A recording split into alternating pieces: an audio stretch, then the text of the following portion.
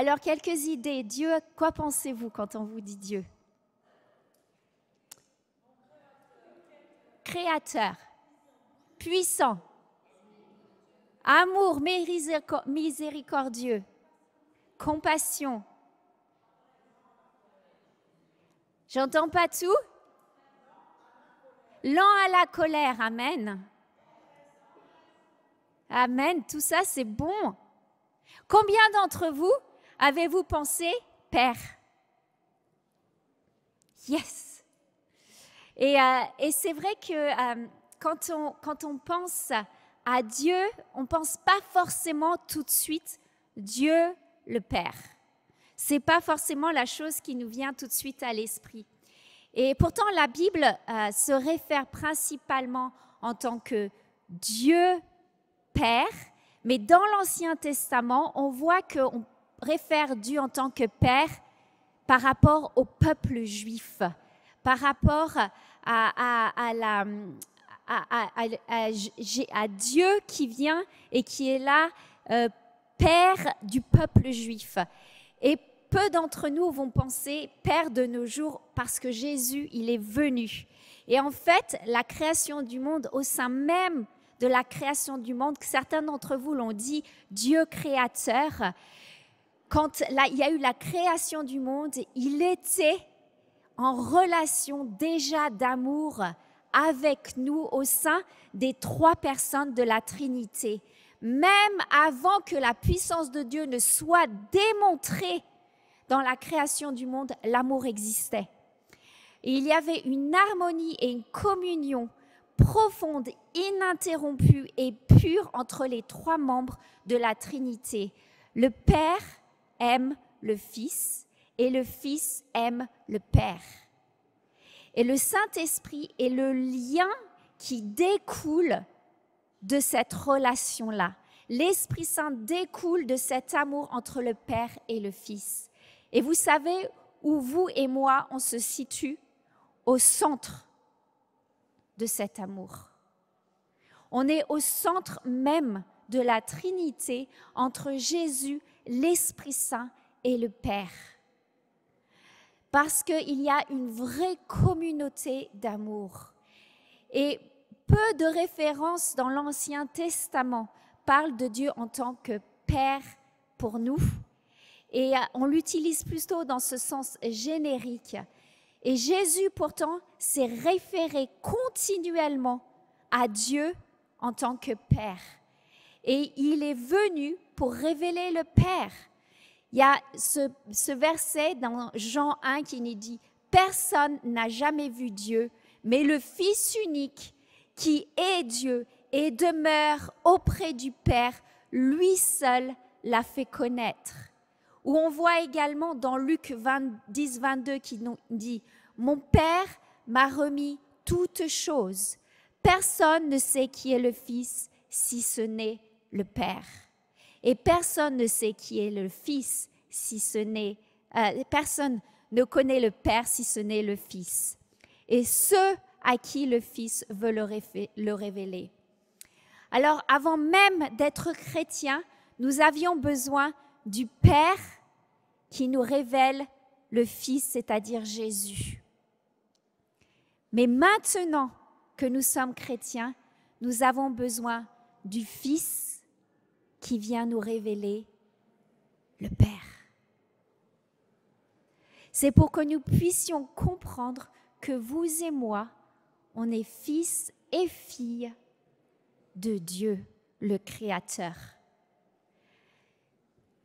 Et c'est pour ça aussi qu'il est venu, au travers de Jésus, nous révéler ce genre d'amour qui est absolument sans condition, sans limite.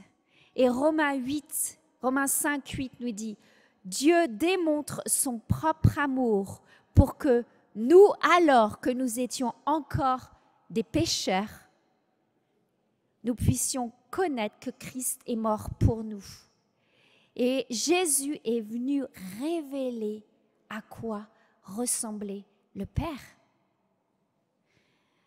Jésus a dit à Philippe, « Quiconque m'a vu a vu le Père. Comment pouvez-vous dire, montre-nous le Père? Ne croyez-vous pas que je suis dans le Père et que le Père est en moi? Alors, on peut regarder la vie de Jésus. On peut regarder comment il a interagi avec les enfants, comment il a interagi avec les femmes, comment il a interagi avec les hommes, comment il a interagi avec les opprimés, ceux qui étaient rejetés de la société, ceux qui étaient malades. On peut voir le genre d'amour que Jésus a exprimé, qui reflétait l'amour qu'il avait avec son Père. À quel point il était compatissant.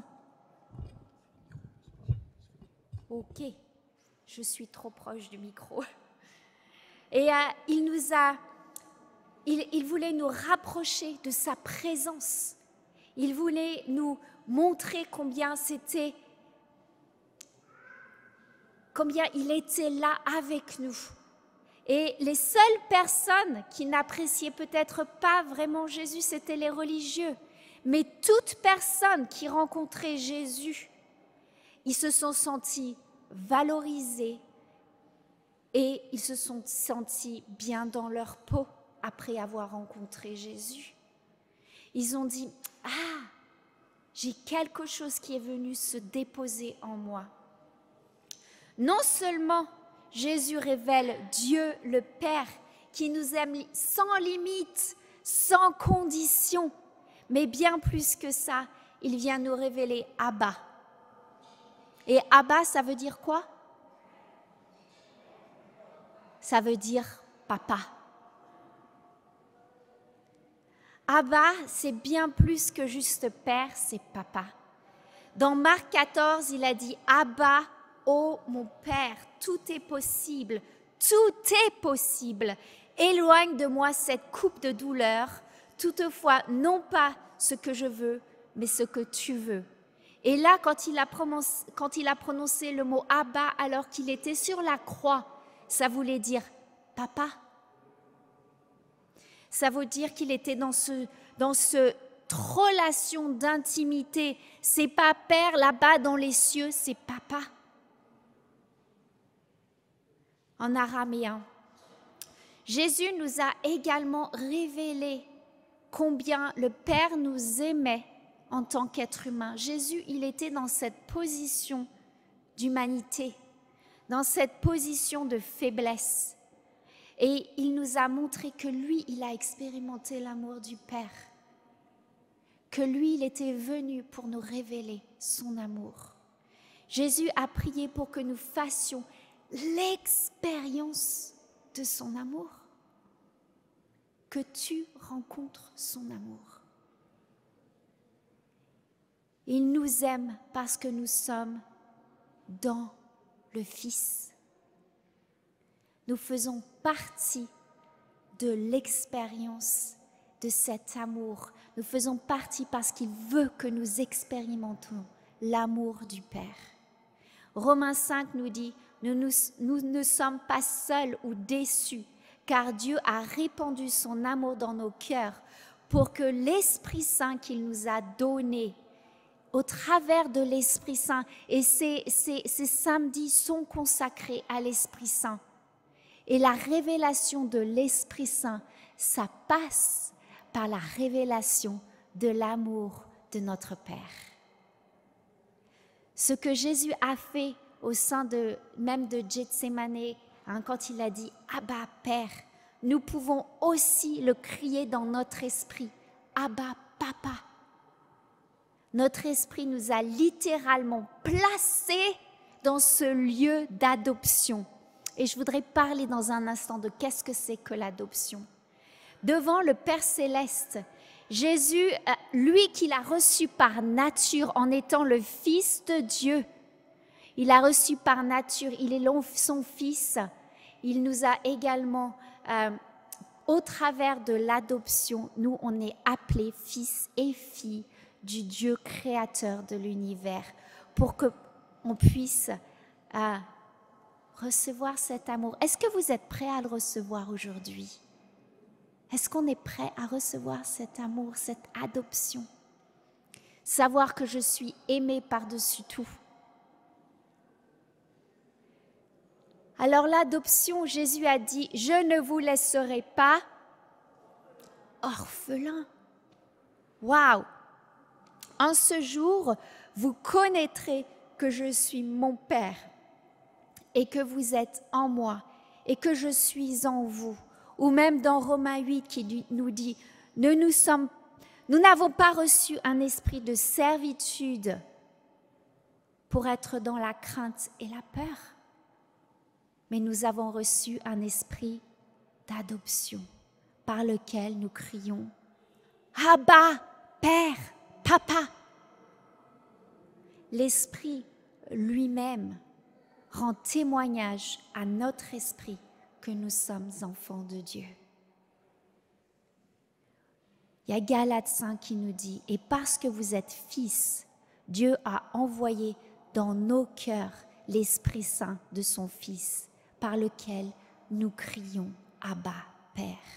Et qu'on n'est plus esclave, mais qu'on est fils. Et si tu es fils et fille, je rajouterai, tu es héritier de la grâce de Dieu. Combien est grand l'amour que Dieu nous a prodigué pour que nous soyons appelés enfants de Dieu.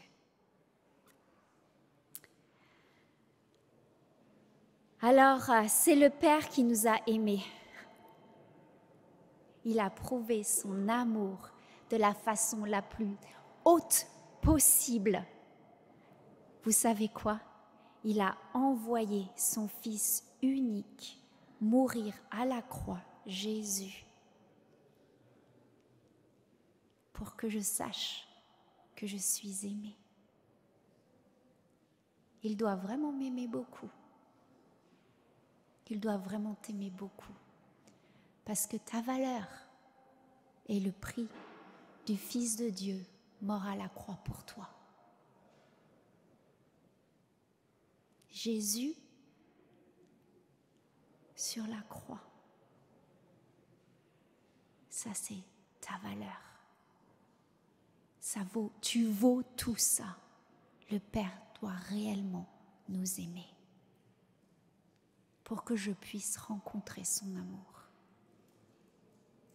Alors l'adoption, c'est quoi l'adoption?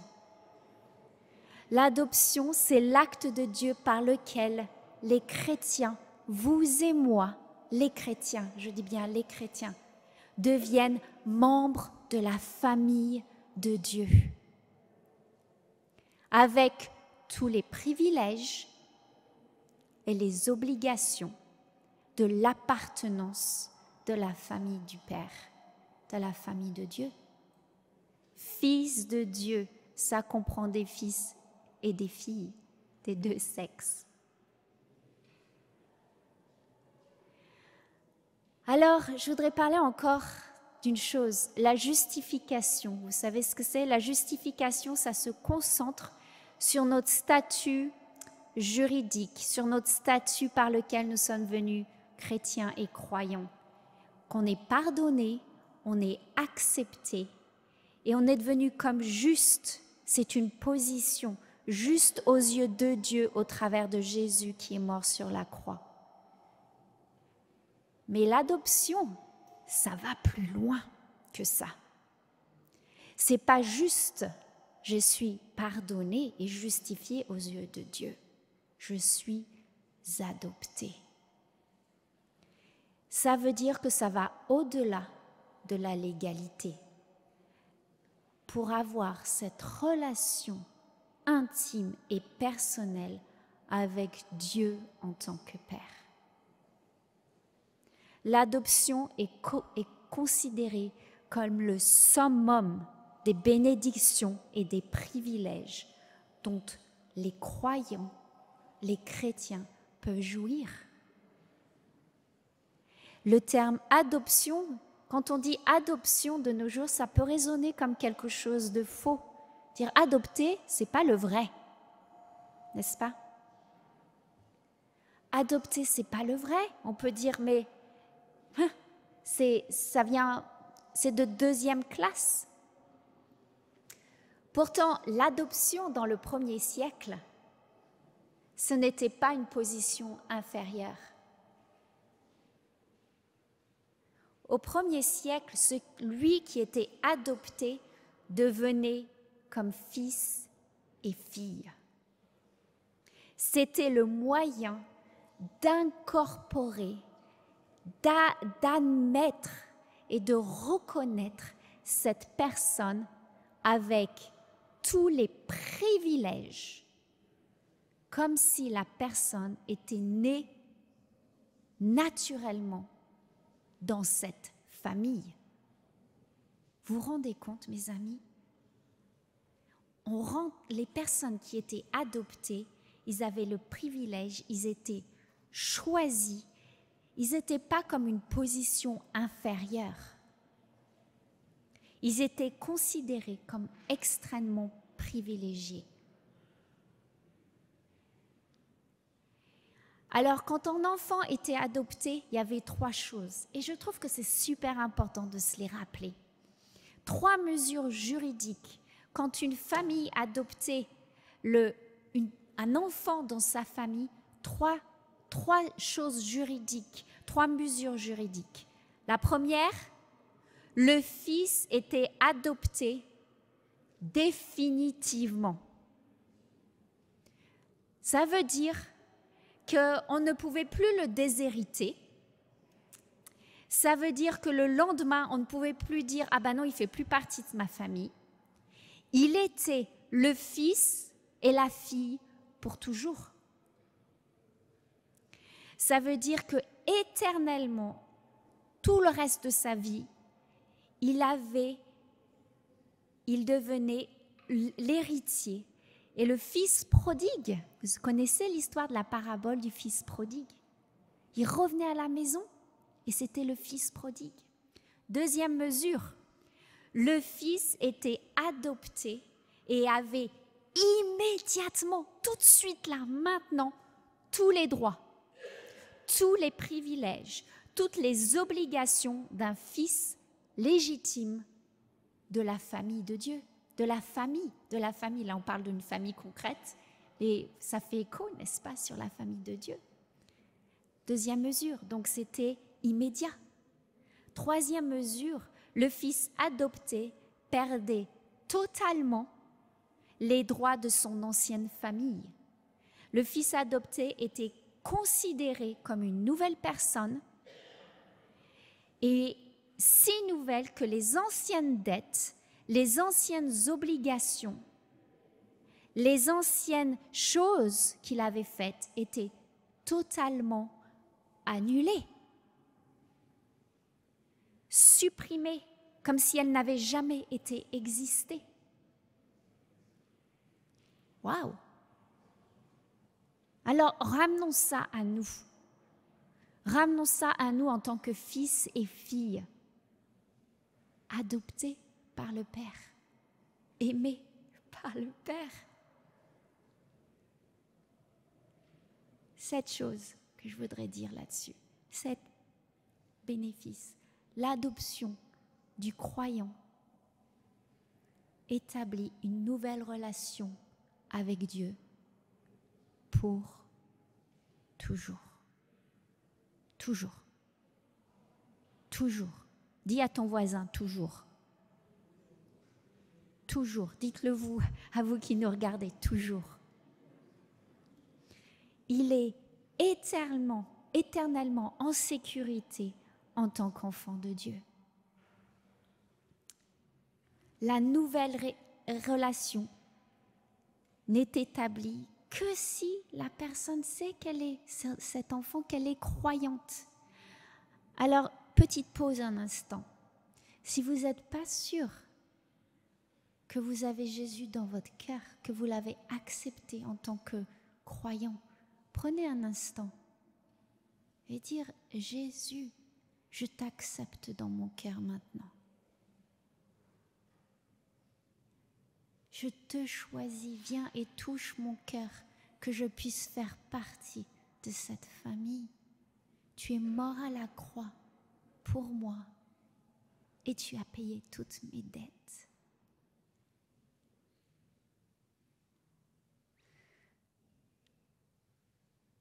Toute ma culpabilité, toutes mes fautes ont été laissées à la croix. Amen.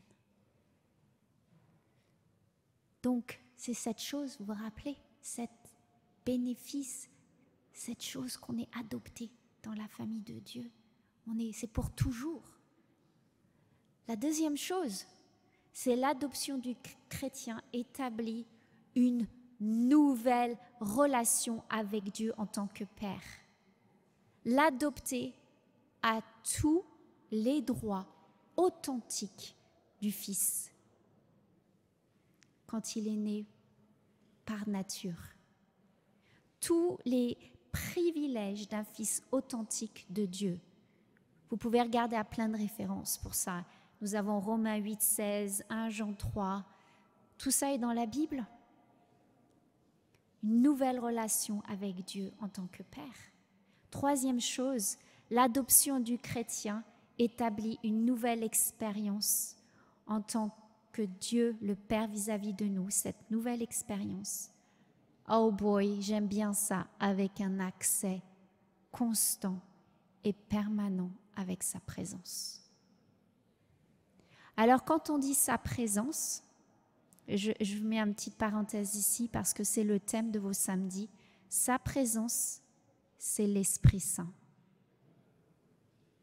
La présence de Dieu, c'est l'Esprit Saint qui vient nous rencontrer. Quatrième chose, l'adoption du croyant lui donne une relation spéciale avec les autres enfants, avec les autres chrétiens.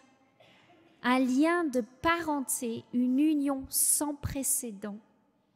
L'adoption du croyant fait de lui une nouvelle personne dans cette famille.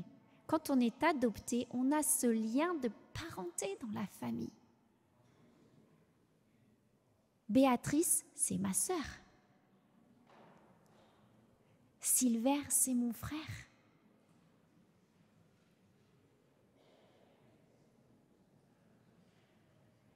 Cinquième chose, le croyant n'est plus sous l'autorité et la puissance de ce monde et du péché. Le croyant est placé comme un fils dans la famille et l'autorité de Dieu. On parlait de tout à l'heure de la puissance et de l'autorité de Dieu. Eh bien moi, en tant que fils et fille, j'ai cette même autorité, je suis dans sa famille. Mes anciennes dettes sont passées, mes anciennes obligations sont passées et anéanties, complètement annulées. Je suis au 6e point, si vous me suivez. 6e point, l'adoption du croyant est pleinement réalisée lorsque Jésus va revenir. Et oui, quand Jésus va revenir, on va être là réellement dans la famille.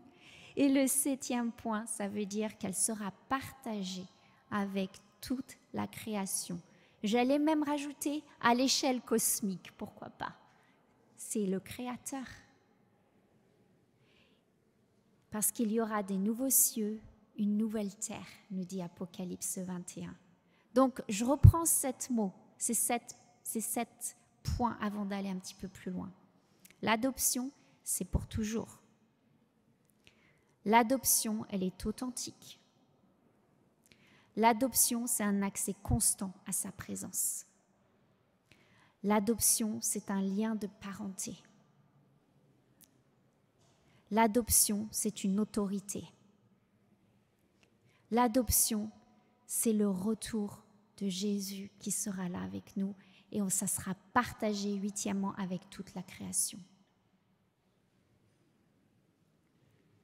Alors vous voulez me dire, oui, ok, peut-être je suis adoptée. Je vais vous prendre une illustration. Je ne sais pas si vous connaissez Heidi Baker, qui est missionnaire en Afrique et un peu partout dans le monde. Et d'ailleurs, à l'heure actuelle, c'est les ministères Iris, ils sont en Ukraine en train d'aider aux frontières et en Ukraine également, à Kiev et à d'autres endroits. Et Heidi Baker, elle elle a ce témoignage elle partageait qu'elle avait adopté et qu'elle a adopté un Africain. Donc, elle a beaucoup développé des églises au Mozambique. Et elle a adopté un Africain, donc elle l'a accueilli chez lui. Elle lui a montré son frigo, sa salle de bain, etc. Et lui, il était adopté. Il avait tous les droits et privilèges. Mais ce n'est pas parce que je suis adoptée que je le sais vraiment que je suis adoptée ou que je me comporte comme quelqu'un d'adopté. Donc lui, ce qu'il faisait, c'est qu'il avait tellement peur de remanquer à nouveau. Vous savez ce qu'il faisait? Il piquait la nourriture dans le frigo, alors qu'Heidi lui avait dit, le frigo, il est pour toi, tu n'as pas besoin de voler, tu n'as plus besoin de voler. Il venait des bidonvilles de Maputo. Tu n'as plus besoin de voler. Tu peux juste avoir accès et manger quand tu veux et venir te servir. Et lui, il allait voler et il repartait de la maison. Il allait le rechercher et il revenait, il piquait ensuite le savon de la salle de bain et il repartait dans le bidonville. Elle allait le rechercher, lui dire « mais t'es adopté, t'as plus besoin de partir. Tout ce qu'il y a là est à toi. » Hey, c'est tout un processus jusqu'à ce que ça rentre dans le comportement, le fait de savoir, pas seulement ici, mais aussi dans le cœur. Je suis adoptée et parfois on se comporte un petit peu comme cet orphelin qui a été adopté par Heidi Baker. On prend un coup, dit « ah ça y est, je l'ai » et on repart vite pour être sûr qu'on le garde bien. Ah là, le Saint-Esprit nous dit « allez, reviens à la maison. Viens rencontrer ton papa de nouveau. Viens rencontrer la famille de nouveau. » Et voilà, on revient. Et on va piquer le savon peut-être, quel que soit ce que le savon peut représenter. Et puis on repart. Et le Seigneur, il vient nous rechercher. Il nous dit, reviens à la maison. Donc la représentation de notre cadre familial, quand je vous dis famille, vous pensez sûrement à votre famille. Peut-être même quand on parle de père, l'amour du père, on peut même penser à notre père terrestre. Alors dans notre famille, ça n'a pas toujours été l'idéal, n'est-ce pas? Ou peut-être que votre père terrestre n'a pas forcément été toujours parfait. Et combien d'entre nous,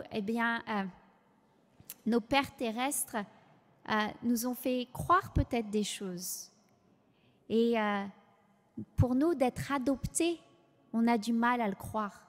Vous vous rendez compte? Est-ce qu'on se rend compte qu'on est au centre même de la Trinité? Au centre même de l'Esprit Saint, de Jésus et du Père céleste, de Papa. C'est là où est ma place. Alors, vous avez peut-être eu des pères qui étaient durs.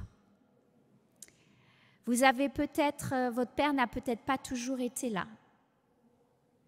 Vous avez du mal à croire que Dieu le Père peut être là pour vous, du coup. Parce que dans la famille céleste, ça représente cette famille. Peut-être que même votre père terrestre a été passif, abusif, autoritaire, exigeant. Tu penses peut-être que Dieu ne va pas me protéger, que je dois faire mon chemin, ma vie par mes propres moyens et qu'il ne va pas être là, qui ne ressent même pas ma douleur et tout ce que je viens de partager, qui ne partage pas mes joies. Tu te demandes s'il y a vraiment un amour de la part de Dieu et si c'est ça, pourquoi est-ce qu'il ne m'a pas protégée? Tu te sens même pas autorisé à poser des questions à Dieu le Père. Tu dis, je ne peux pas lui poser des questions. On se sent un peu timide ou intimidé. Tu sens peut-être qu'il attend de toi une obéissance sans rien dire. Tu dois juste faire et te taire et avancer. Tu as peut-être l'impression qu'il t'accuse. Tu as vu tout ce que tu as fait? Cette petite voix qui t'accuse, sache que ce n'est pas Dieu. Ce n'est pas de l'amour, ça. Tu te sens peut-être pas assez bien pour être appelé fils et fille du Créateur de l'univers. Peut-être que tu essayes de gagner son amour en faisant des choses à travers la performance, du perfectionnisme. essayer de tout bien faire les choses parfaitement. Peut-être que tu as l'impression que tu es une grande déception pour lui. Tu arrives là aujourd'hui, tu dis, paf, regarde ce que j'ai fait. Je t'ai déçu, n'est-ce pas? Peut-être que tu penses qu'il va t'abandonner comme tous les autres te l'ont fait.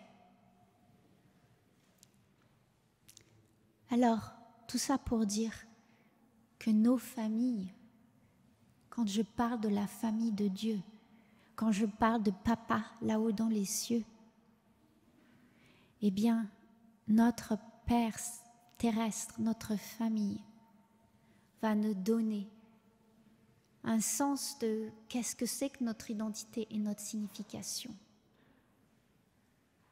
Et ça va mettre cette lentille vis-à-vis de qu'est-ce que la famille céleste, qu'est-ce que l'Esprit Saint, qu'est-ce que Jésus et qui est mon papa là-haut dans le ciel. Et mon papa ici maintenant à côté, assis à côté de toi. Parce que ça détermine aussi l'estime que tu as de toi, ton identité.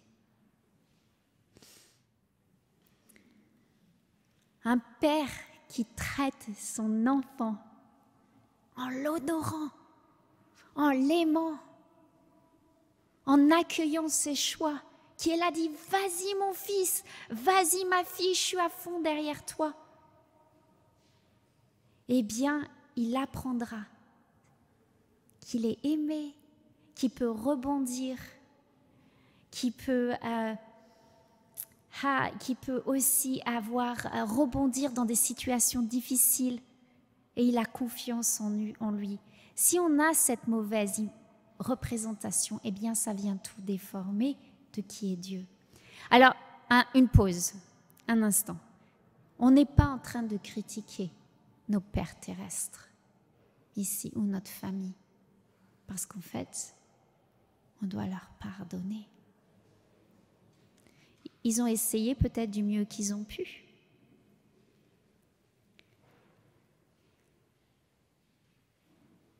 Mais inconsciemment, on va projeter tout ça sur Dieu le Père.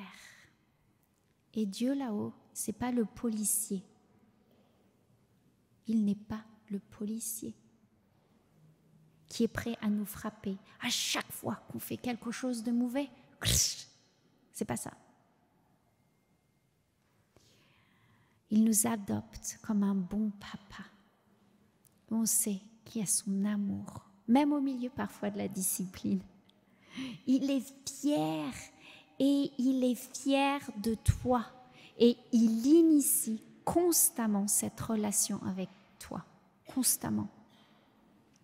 Avoir un bon père signifie qu'on a cette confiance, cette capacité, qu'on est libre du rejet, même du rejet des autres, parce que je sais qui je suis.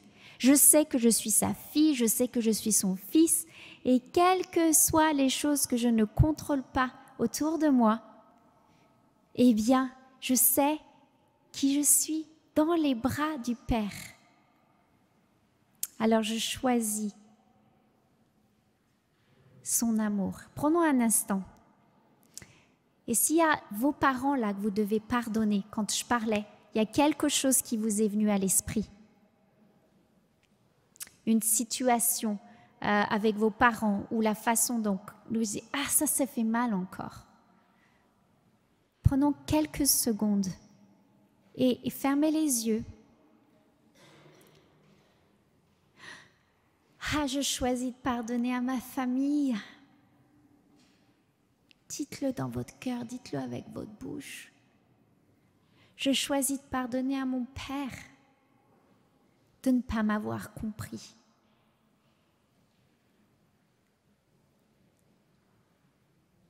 D'avoir mal représenté qui tu étais en tant que père. Et je choisis de bénir ma famille. Je choisis de bénir mon père. Et je te demande pardon pour mes réactions face à la douleur. Viens et guéris mes blessures passées. Jésus, viens. Dieu le Père vient te révéler à moi.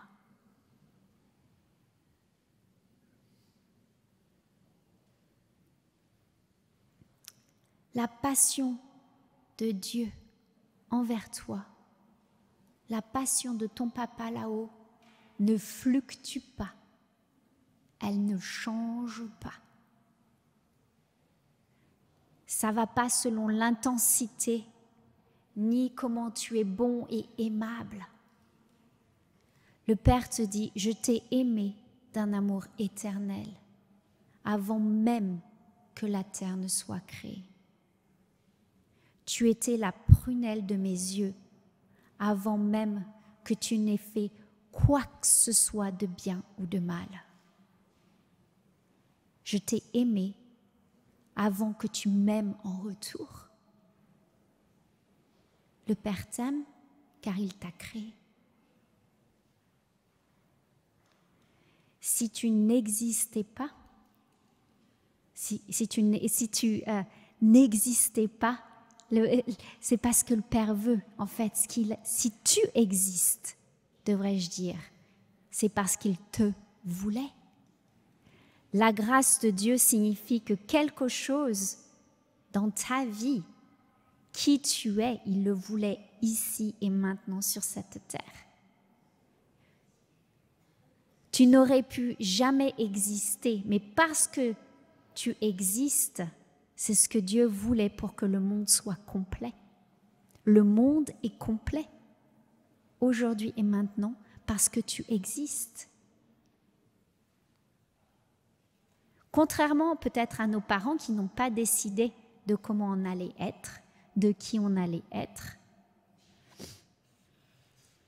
ou même qu'ils allaient nous mettre au monde, Dieu a pu t'inventer, te créer exactement comme tu es, comme il le désirait, avec les dons, les talents, l'apparence et tout ça. Il t'a créé comme il le désirait.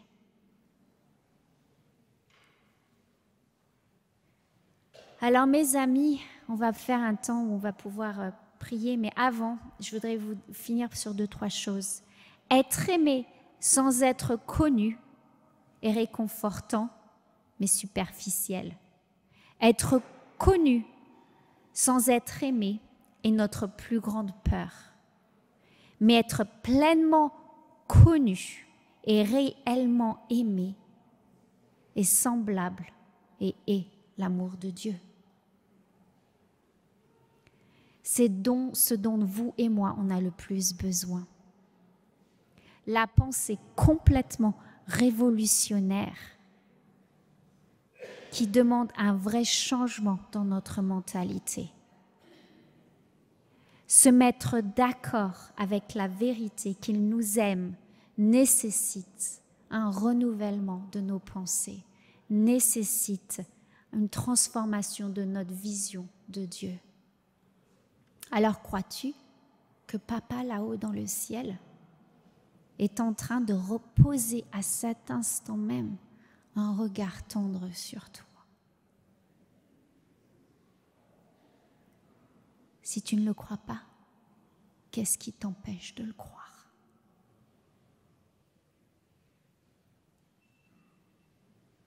Imagine le Créateur des galaxies réclame ta présence.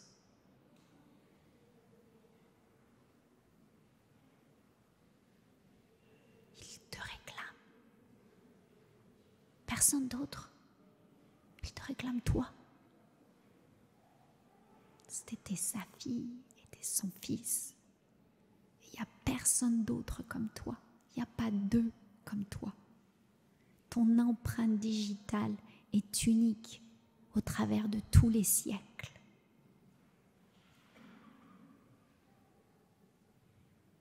C'est pour te dire combien tu es unique.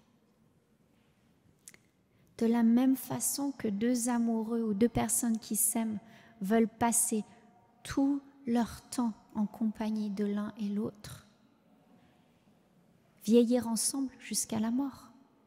Jésus ne voulait pas vivre l'éternité sans toi. Il est mort sur la croix pour te révéler le Père. et dire « Viens, tu fais partie de ma famille. Tu es adopté. » Le Père te veut proche de son cœur, dès maintenant et pour toujours. Et il va continuer de te poursuivre, même quand tu voles le savon et que tu t'enfuis, même quand tu voles la nourriture dans le frigo et que tu repars. Tu penses que c'est ta seule portion pour toute la vie. Tu as le Père qui dit « Reviens à la maison, reviens là, tu es adopté, authentique pour toujours. » Irremplaçable, tu ne peux pas être déshérité demain. Ton Créateur affirme qu'il veut réellement te combler et vivre l'intimité avec lui. L'intimité, de nouveau, c'est au travers de l'Esprit Saint. Il t'invite donc à cette relation privilégiée avec lui. Et ce type-là de relation excède tout ce que tu peux même concevoir. L'amour inconditionnel et sans limite. Donc d'après vous, quelles sont les émotions? Et oui, pourquoi pas, les émotions que Dieu a à ton égard. Est-ce que tu penses qu'il est fier de toi? Alors fermez les yeux un instant et imaginez Dieu qui te sourit. Il dit « Ah, te voilà !» Imagine son regard plein de tendresse et ses bras grands ouverts, comme le fils prodigue quand le Père a couru vers lui. « Bienvenue à la maison. J'ai été te chercher là-bas dans le bidonville. Reviens. » Et qui te dit « Je suis désolée que tu te sentes triste. Je vois tous les efforts que tu as faits. Je suis avec toi dans la lutte. Je suis pour toi et non contre toi. Je suis désolée que tu te sentes seul. Je t'aime en ce moment, là où tu es, dans ton cheminement. Je ne t'abandonne jamais. Je t'aime tel que tu es. Et je suis fière que tu sois ma fille et mon fils. » Je ne sais pas si on peut mettre juste un petit peu de musique en arrière-plan. Et gardez vos yeux fermés, même vous à la maison, là, sur votre canapé, ou peut-être dans votre cuisine ou dans votre voiture. Peut-être pas dans la voiture, restez les yeux ouverts. Mais là où vous vous trouvez, fermez les yeux si vous pouvez. Prenez un instant, arrêtez ce que vous faites là chez vous. Asseyez-vous un instant. Parce que la rencontre là, avec Dieu le Père, c'est le Créateur qui vient te chercher. C'est pas n'importe qui, c'est Dieu le Père là, qui veut te révéler que tu es son fils et sa fille.